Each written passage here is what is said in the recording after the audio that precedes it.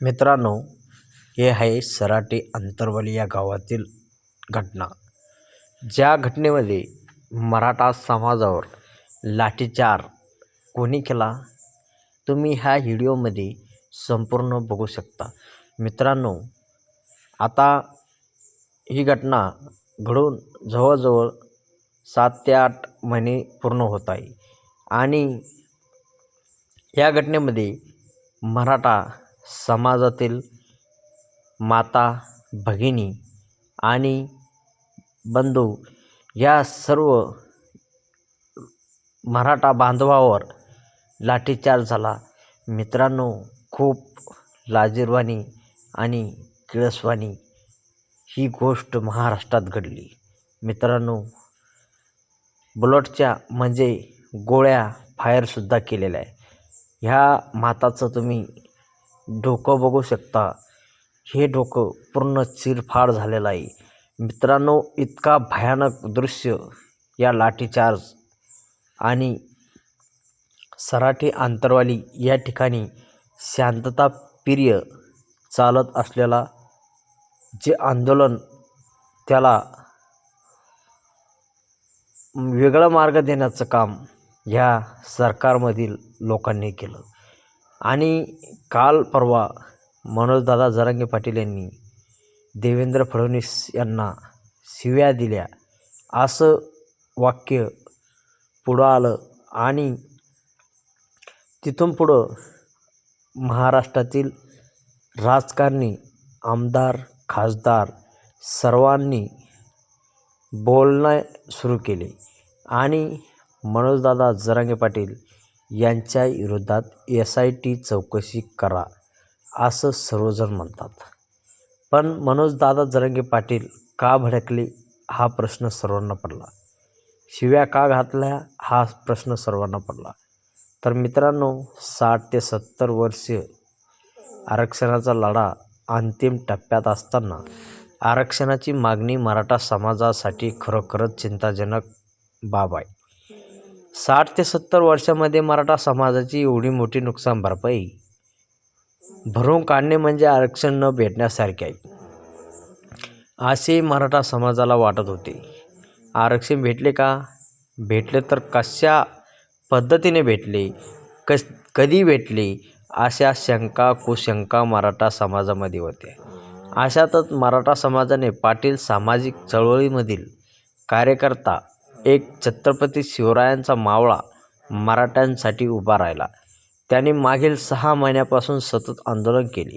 मराठा आरक्षण मिळवण्यासाठी त्यांनी वेगवेगळ्या प्रकारचे आंदोलन केले व त्यामध्ये त्यांनी वेगवेगळ्या प्रकारच्या भूमिका मराठा समाजासाठी घेतल्या. हा गरजवंत मराठ्यांचा लढा आहे अशा आंदोलनाचे बॅनर मराठा समाजासाठी त्यांनी आरक्षणाच्या ठिकाणी लावले होते. आंदोलन कशासाठी करतोय, त्याचा काय फायदा आहे, आरक्षण किती महत्त्वाचे आहे हे त्यांनी मराठा समाजाला समजून सांगण्याचा प्रयत्न केला आणि आरक्षणाची माहिती मित्रांनो सर्व मराठा बांधवांना कळाली. आरक्षण कशासाठी लागतं, आरक्षण भेटल्यानंतर किती फायदे होऊ शकते हा सांगण्याचा प्रयत्नसुद्धा त्यांनी केला. आरक्षणाची माहिती समाजापर्यंत पोहोचवण्याची महाराष्ट्रातील घराघरात मराठ्यापर्यंत ही माहिती पोहोचवली. हळूहळू प्रत्येक मराठा समाजाला आपले आरक्षण किती महत्त्वाचे आहे हे त्यांना समजलं. थोडक्यात म्हणलं तर मराठा समाजाला आरक्षण कशा पद्धतीने भेटले, हे आरक्षण कोणामुळे गेले आणि किती दिवसामध्ये हे आरक्षण आपल्याला भेटण्याची शक्यता आहे, येथेपर्यंत मराठा समाजाने अभ्यास करायला सुरुवात केली. त्यासाठी म्हणून मनोजदादा जरांगे पाटील यांच्याबरोबर असणारे सहकार्य यांनी मराठा समाजाला सांगण्याचा प्रयत्न केला. पण तो सोशल मीडिया असू दे किंवा घरोघरी जाऊन वेगवेगळ्या मार्गाने त्यांनी मराठा समाजाला सांगण्याचा प्रयत्न केला. हे आंदोलन किती महत्त्वाचे आहे, आपण का करीत आहेत, हे आरक्षण भेटल्यानंतर त्याचा फायदा मराठा समाजाला कुठे कुठे होणार आहे. हे आंदोलन माझ्या मते एका महिन्याचे नाही एवढ्या 60-70 वर्षाची आरक्षणाची पूर्तता एका महिन्यात करणे हे मराठा समाजाला व मनोज जरांगे पाटील यांना अशक्य वाटत होते. म्हणून समाजापर्यंत पोहोचवण्याचे काम केले. तसेच वेगवेगळ्या ठिकाणी त्यांनी छोटे मोठे शांततेत आंदोलनसुद्धा केले. तसेच मनोजदादा जरांगे पाटील यांची भूमिका होती, या आंदोलनामुळे कोणत्याही समाजाला त्रास झाला नाही पाहिजे, परंतु ते शांततेचे निर्णय आंदोलन कोणाला तरी खटकत होते. त्यामुळे मराठा समाजावरती गुन्ह्याची नोंद वाढत होती. तसेच मनोजदादा जरांगे पाटील प्रत्येक जिल्ह्यामध्ये येणार, सभा कशी होणार, कशा पद्धतीने होणार, स्वागत कसे होणार, अशा पद्धतीने मराठा समाजातील संघटनांनी पुढे येऊन पुढाकार घेतला होता. परंतु ह्यांच्यामध्ये भीती होती की राजकीय पुढाऱ्यांचे मनोज जरांगे पाटील हे राष्ट्रवादी काँग्रेस पार्टी शरद पवार यांचे कार्यकर्ते आहेत, तसेच ते राजकीय लोकांचे ऐकतात, असा सुद्धा त्यांच्यावरती संशय केला होता. परंतु मनोज जरांगे पाटील यांनी ठणकावून सांगितलं, मी फक्त गरजवंत मराठ्यांचा आरक्षणासाठी आंदोलन करीत आहे आणि मला फक्त मराठा समाजाला आरक्षण मिळवून द्यायचं, एवढं माझे ध्येय आहे. आणि मनोज जरांगे पाटील यांचे प्रेम वाढत होते. मराठा समाजाला एक आशा लागली होती, हा हिरा मराठा समाजासाठी महत्त्वाचा आहे, यांना आपण नजर कैदेत ठेवणे गरजेचे आहे. मराठा समाजाने त्यांच्यावरती लक्ष ठेवणे, त्यांच्या गरजा काय आहे, त्यांना कोण कोण भेटायला येते, यावरती मराठा समाजाने लक्ष होते. कारण मराठा समाजाला भीती होती, जे पहिले घडले ते आता घडू नये. मनोज जरांगे पाटील यांचे जसे जसे उपोषण पुढे जाईल तसे तसे मराठा समाज घाबरत होते व काही प्रमाणात आक्रमकसुद्धा होत होते. जर काही मनोज जरांगे पाटील यांना काही झाले तर महाराष्ट्रामध्ये काय होईल सांगता येत नाही. अशा पद्धतीने महिला व पुरुष वर्ग जो मराठा समाजाच्या मनोज जरांगे पाटील यांच्या पाठी उभा आहे, त्यांनी रोखठोक पद्धतीने सांगितले. सरकारसुद्धा घाबरले होते, उद्या काय घडणार याचीसुद्धा काळजी सरकारला होती. म्हणून सरकारने त्यांचे शिष्टमंडळ मनोज जरांगे पाटील यांच्याकडे अंतरवाली सराटी येथे पाठवले. परंतु यांच्यावरती मराठा समाजाचे लक्ष होते, मीडियासुद्धा लक्ष होते.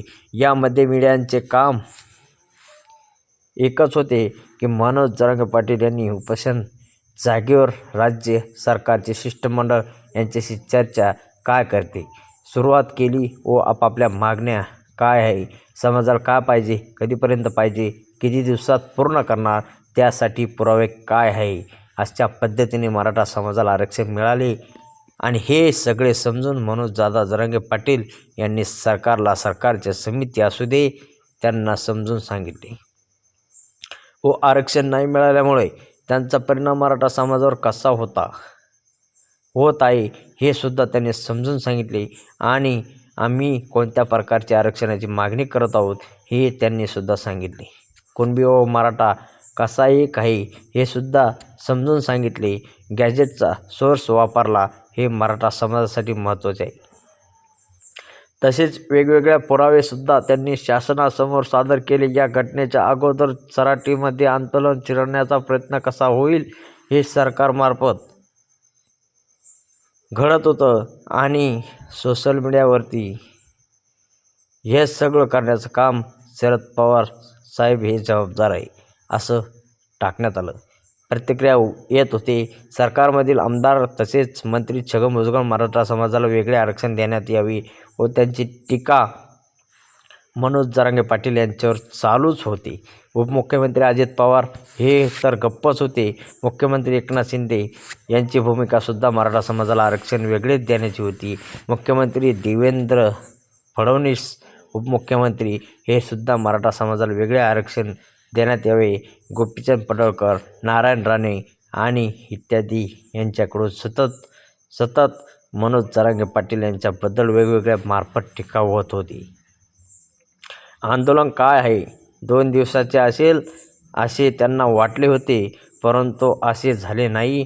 जसे दिवस बदलत गेले तसं आंदोलन बदलत गेलं आणि त्यांना असे वाटले होते, परंतु असे झाले नाही. म्हणून सरकार आक्रमक झालं आणि मुदत वाढ देत होती. मराठा समाजाच्या मागण्या तेच, परंतु कामामध्ये कंजूसपणा कोणतीही दखल घेत नाही आणि कामामध्ये सिरियस नाही. हा सरकारकडून मराठा समाजाला खूप मोठा वेगवेगळ्या पद्धतीने छळ करून मराठा समाजाची फसवणूक केली. आणि मित्रांनो, सर्वजण आपण मराठा बांधव सराटे अंतरवालीहून मनोजदादा जरांगे पाटील यांच्या नेतृत्वाखाली आपण मुंबईकडे कूच झालो. आणि मुंबईकडे जात असताना सरकारला वाटलं होतं की हे एखाद्या जिल्ह्यामध्ये थांबेल, एखाद्या तालुक्यामध्ये थांबेल, एखाद्या गावामध्ये थांबेल, पण हा आंदोलन कुठंही थांबला नाही. आणि आंदोलनकर्ते मनोजदादा जरांगे पाटील यांच्या नेतृत्वाखाली संपूर्ण महाराष्ट्रातील मराठा मुंबईकडे कूच झाला.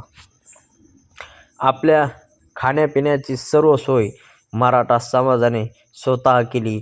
आणि मित्रांनो, मुंबईकडे रवाना झालो आणि मुंबई वाशी मार्केट या ठिकाणी संपूर्ण मुंबई जाम केली. तिथं प्रश्न पडला की आझाद मैदानावर का गेले नाही. वेगवेगळ्या लोकांनी वेगवेगळ्या टीका केल्या आणि आज असं घडत आहे की मनोजदादा जरांगे पाटील यांच्यासोबत राहणारे जे लढले ते आज जसं की राजकारणात ठाकरे गटाचे जे पक्ष, ठाकरे यांचा पक्ष फोडण्यात आला, शरद पवार साहेबांचा पक्ष फोडण्यात आला, तसाच मराठा समाजातील समन्वयक फोडण्यात आला आणि मनोजदादांच्या सोबत राहणारी माणसं फोडले. पण मित्रांनो, खरंच एक महाराष्ट्राला लाजिरवाणी गोष्ट झालेली आहे. कारण आपल्या समाजासाठी या लोकांनी माती खाल्ली. यांना समाज कधीही माफ करणार नाही. मित्रांनो, हा व्हिडिओ याच्यासाठीच तुमच्यासमोर सादर करत आहे. मित्रांनो, तुम्ही जर या चॅनलला नवीन असाल तर आपला देश आपला महाराष्ट्र या चॅनलला नक्कीच सबस्क्राईब करा. आणि मित्रांनो, पुढच्या व्हिडिओमध्ये मी असं काही टाकणार आहे की मित्रांनो, आपण खरंच टार्गेट करून पाहूया की मराठा समाजावर किती लोक आमदार होऊ शकते. त्यामुळे मराठा समाजाची किती ताकद आहे हे सर्व मराठ्यांनी दाखवून दिले पाहिजे. कारण मित्रांनो, हा आपल्या जातीचा लढा आहे आणि आपण जर इथं मागं पडलो तर आयुष्यात कुठंही मराठा समाजाला मराठा समाजाला कोणीही कमी समजू नये. आणि खरंच मित्रांनो, येणाऱ्या काळात लोकसभा निवडणूक, आमदार निवडणूक या सर्व निवडणुका लागणार आहे. यामधून मराठा समाज 100% रोष आपला काढणार आहे. त्यामुळे यांच्या जे 10% आरक्षण आपल्यावर लादण्याचा प्रयत्न करत आहे. मित्रांनो, हे फार चुकीचं आहे. तुम्हाला हा व्हिडिओ कसा वाटला कमेंटमध्ये